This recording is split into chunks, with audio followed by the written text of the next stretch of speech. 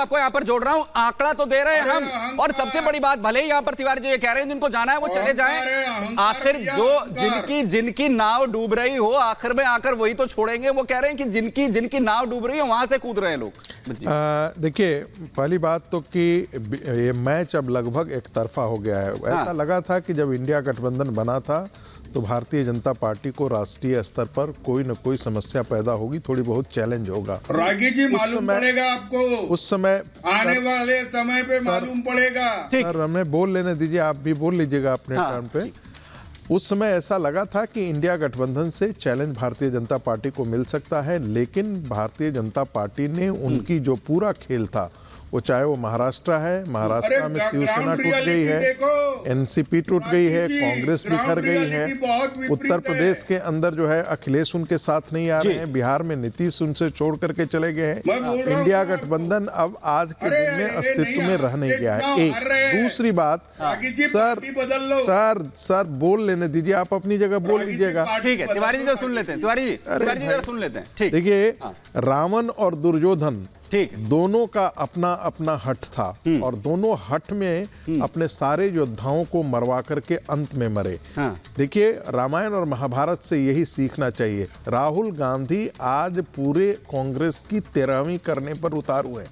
उन्होंने पूरी कांग्रेस का सत्यानाश कर दिया है। गांधी परिवार ने एक पार्टी जो राष्ट्रीय स्तर की पार्टी होती थी, आज क्षेत्रीय स्तर की पार्टी से भी निचले स्तर। ये हालात हो गए, ये हालात हो गए विजय कौशिक जी, ये हालात हो गए हैं कि जो बाकी पार्टियां हैं उन्हें साथ लाने के लिए कवायद चल रही है, और साथ ही में 10 सेकंड जोड़ देता हूं, आ गई आपके साथ वो पार्टियां भी आने के लिए तैयार। मैं आगे मौका दूंगा आपको। और ये स्थिति आ गई है विजय कौशिक जी, वो पार्टियां भी आपसे किनारा कर रही है। कौशिक जी, वो पार्टियां भी आपसे किनारा कर रही है, वो भी आपके साथ नहीं आ रही। किसी जमाने में जब इस देश में कौरवों की सरकार थी तो वो अपना डर और भय फैलाकर उन लोगों को निशाना बनाते थे जो कभी पांडवों की मदद करते थे। तो निश्चित तौर पर आज इसी रास्ते पर मोदी जी चल रहे हैं। वो तो खुलकर कहते हैं कांग्रेस मुक्त भारत देखना चाहते हैं वो, और इस कड़ी में बाकायदा बीजेपी ने एक टीम बना रखी है। जाओ और जाकर बहुत इंपॉर्टेंट बात बोलना चाहता हूं। डराकर धमकाकर किसी भी तरीके से तोड़ कर लाओ। सीबीआई ईडी का इस्तेमाल कर रहे हैं। मोदी जी अपने भाषण में कहते हैं मेरे साथी सीबीआई और ईडी, उनके मुंह से निकल जाता है। तो जब इस देश में इस तरह का एक तंत्र चल रहा हो कि जिसके चलते सरकार की नाकामयाबियों को छुपाने के लिए विरोधियों पर हर तरह का हथियार वो कह रहे हैं कि नाकामी तो उनके सामने आ रही है। वो कह रहे हैं नाकामी उस पार्टी के सामने आ रही है जिसके बड़े बड़े चेहरा जो पोस्टर आए हुए थे वो छोड़ रहे हैं। कमलनाथ का नाम चल रहा है बकायदा। अखिलेश यादव जो है वो अपना रास्ता अलग जो अख्तियार कर रहे हैं। मैं शाहज़ा आलमी को इसमें ऐड कर रहा हूँ। शाहज़ा आलमी जी, क्या ये कहा जा रहा है कि जो बाकी साथी हैं वो तो इसलिए छोड़ रहे हैं क्योंकि आप लोग इंस्टीट्यूशंस का इस्तेमाल कर रहे हैं, और एक तरफ विजन ये दिया जा रहा है कि अभी तो ये शुरुआत है। प्रधानमंत्री नरेंद्र मोदी ने कहा ये तो सिर्फ शुरुआत है, अभी तो आगे देखिए एजेंडा कितना लंबा है। एजेंडा क्या है विपक्ष का? तो उनका ये नजरिया है, यानी कि उनका ये नजरिया है, चाहे वो आरएलडी हो, चाहे वो अशोक चौहान हो, चाहे वो आरपीएन सिंह हो, चाहे वो ज्योतिरादित्य सिंधिया हो, चाहे वो हेमंता बिस्वा शर्मा हो, चाहे वो रीटा बहुगुणा हो, चाहे वो किरण तीरथ हो, चाहे वो उनके ढेर सारे नेता, चाहे वो कैप्टन अमरिंदर हो, अब मैं नाम गिना सकती हूँ। यानी कि ये इंप्रेशन था उनके बारे में जी। और तब भी उन्होंने पार्टी में रखा था। क्यों रखा था भाई कांग्रेस ने? अगर वो इतने बुरे लोग थे कि अब भाजपा में आने से इतना ज्यादा वो नुकसान देंगे देश को, और वो खुद इतने भ्रष्ट थे, तो आपकी पार्टी में वो क्या कर रहे थे? यानी कि आपकी पार्टी में जब हो तो सब अच्छा है, तब आप डिफेंड करेंगे, लेकिन आपसे परेशान हाल छोड़कर आप सारी बताकर किस तरह से दुर्दशा होती है, दुर्दशा बदसलूकी, वो निकम्मे। तो वो याद होगा बयान आपको राजस्थान के अंदर कैसे निकम्मा उस वक्त जो है वो कहा गया था। शाहज़ा जी वापस मैं आपके पास आऊंगा, भाई साहब उसका जिक्र नहीं करेंगे, वो निकम्मे हो जाते हैं। कल मैं चर्चा कर रहा था, उन्हें कहा जा रहा था कि निकम्मे जो है वो पार्टी छोड़ कर जा रहे हैं, दुनिया भर की बातें करेंगे। अरे कोई बोले जा रहा है लगातार, कोई लगातार बोले जा रहा है कान में। तो शाहज़ा जी बता दीजिए पीएम केयर्स घोटाले के बारे में, इनसे पूछिए, बता दीजिए 100 स्मार्ट सिटी घोटाले इनसे सवाल नमामि गंगे परियोजना घोटाले के बारे में, बता दीजिए। मैं बता दूंगी। अरे मुझे बोलने तो दीजिए भाई साहब, मुझे बोलने तो दीजिए। चाइना के साथ हमारा, अरे आप लगातार बोलते रहेंगे ऐसे, देखिए तरीका नहीं बात करने का। स्वदेशी की बात करने वाली भाजपा विदेशियों के हवाले करती जा रही है गए हैं कि आप सारा तरीका, सारा सलीका भूल गए हैं। एक कमेंट लेते फिर मैं आपके पास मैं तो सलीके से ही बात करूंगी और तरीके से ही बात करूंगी। मैं सलीके से ही बात करूंगी। देखिए, मैं सलीके से ही बात करूंगी और तरीके से ही बात करूंगी। मेरा ये सवाल है, जब आपने सवाल पूछा क्यों अखिलेश यादव जी नहीं पहुंच रहे हैं, क्यों वो अपने भाई का साथ नहीं दे रहे हैं, क्यों साथ मिलकर वो साइकिल और हाथ का साथ सामने को दिख रहा है, उसमें तो चुप हो गई हमारी बहन जी, उसमें तो कुछ बोली नहीं। फिर उन्होंने भड़ास निकालनी शुरू कर दी भाजपा के खिलाफ। चक्कर यही है, भाजपा के खिलाफ इतनी भड़ास आप लोग ने निकाली और इतनी ज्यादा शिद्दत और मेहनत कर लेती, जरा से काम कर लेते आप लोगों के बीच में, तो आपकी ये दुर्दशा नहीं होती। तो ये बीजेपी ये कह रही है, मैं किशोर तिवारी जी को ला रहा हूं यहाँ पर। किशोर तिवारी जी वो ये कह रहे हैं कि यही एजेंडा है। वो ये कह रहे हैं कि बीजेपी के पास देश को विकसित करने का एजेंडा है और उनके पास उतनी हिम्मत भी नहीं है उन तमाम बातों को पूरा करने की जो हमने पूरा कर दिया, उनका जिक्र भी नहीं करते हैं वो। तिवारी जी देखिए, सुमित जी जो बड़े बड़े दावे कर रहे हैं, इसकी सच्चाई तो हरियाणा के बॉर्डर पर किसानों के अनरेस्ट से दिख रही है। मोदी जी ने कहा था कि 22 में पक्का मकान देंगे, ठीक है। अभी वो कहते हैं कि हमने 4 करोड़ मकान बनाए। मैं अभी बता रहा हूं, और यह 30% ही काम हुआ है। अभी मैं बता रहा हूं कि किसानों की आमदनी दुगनी करने की बात थी, इन्होंने इनकम सब्सिडी दे दी, एमएसपी का प्रॉमिस किया नहीं।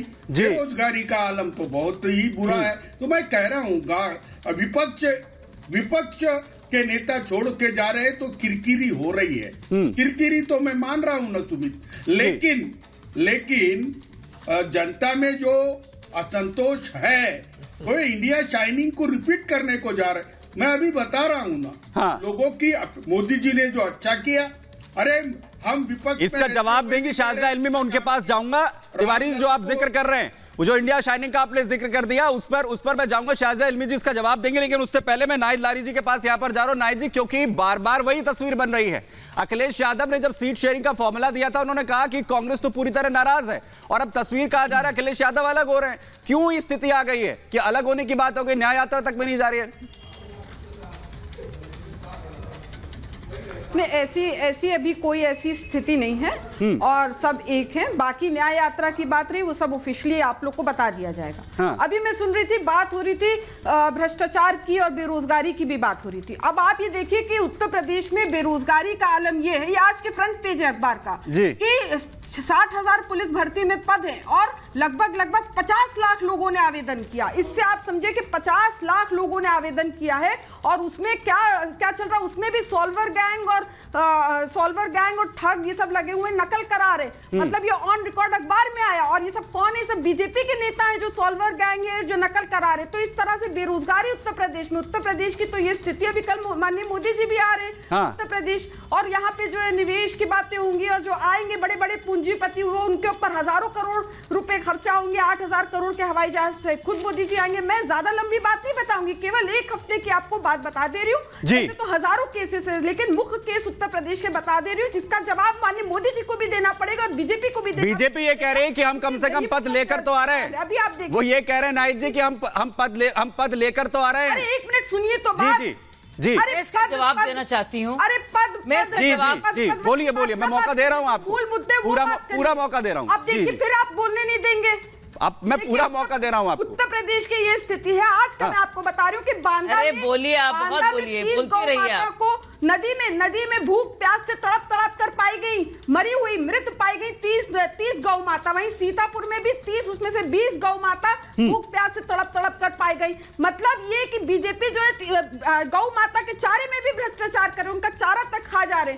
महिलाओं की बात कर रही बीजेपी। अरे आप उत्तर प्रदेश का देख लीजिए, रामपुर का देख लीजिए, जब से बीजेपी ठीक है नाहिद जी, अब आप ये कहेंगे कि पूरा आपको बोलने का मौका दूं। देखिए, अब ये तो नहीं हो पाएगा क्योंकि बाकी गेस्ट भी, प्लीज अगर आप सुनेंगी, अब बाकी से मैं उस पर जवाब ले लेता हूं। नाहिद जी, महिलाओं अब मैं जवाब ले लूं क्योंकि शाजिया इल्मी जी यहाँ पर शाजिया इल्मी जी कह रही है कि मैं इस पर जवाब देना चाह रही हूँ शाजिया जी, क्योंकि तिवारी जी ने भी सवाल पूछ लिया और महिलाओं को लेकर, कानून व्यवस्था को लेकर, बेरोजगारी को लेकर नाइक जी आपने भी सवाल पूछ लिया। अब शाजिया इल्मी से जवाब लेता हूं। शाजिया जी ने शाइनिंग इंडिया तक जोड़ दिया उन्होंने क्या दिया, शाइनिंग इंडिया की तरह जो है हवा निकल जाएगी और जिनका दावा किया जा रहा है तमाम बातों का वो तो है ही नहीं, जमीनी हकीकत है ही नहीं। उसमें भी आप नहीं बोलने दे रहे।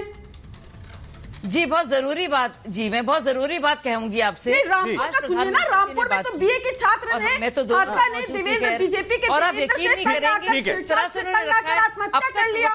वहीं रामपुर अब नाइक जी आपको, अब आप तो सुन लीजिए प्लीज, ठीक है Shazia ji, Naik ji please, Naik ji please, Naik ji please, Shazia ji को बोलने दीजिए। भयावह स्थिति, ठीक है बोलिए शाजिया जी। सुप्रीम कोर्ट ने उत्तर प्रदेश के लिए कहा कि उत्तर प्रदेश में जंगल राज स्थिति बहुत सारी तालियां में जो है बच्चे के शव को कुत्ते नोच रहे थे।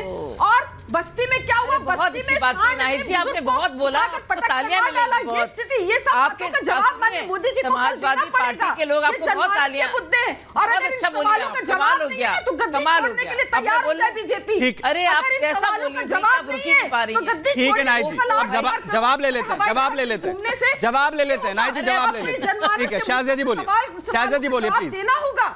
अरे आवास योजना की आप बात कर रहे, 30-30 हजार नाइक जी जवाब तो ले लीजिए प्लीज। अब खुला 30-30 हजार रुपए महिलाओं से लूट रही है। 1,30,000 रुपए का आवास, उसमें 30,000 रुपए पीएम आवास योजना में लूट रही है। कहाँ रह रही है नाहिद जी, बातों का जवाब जी कहाँ रहती है?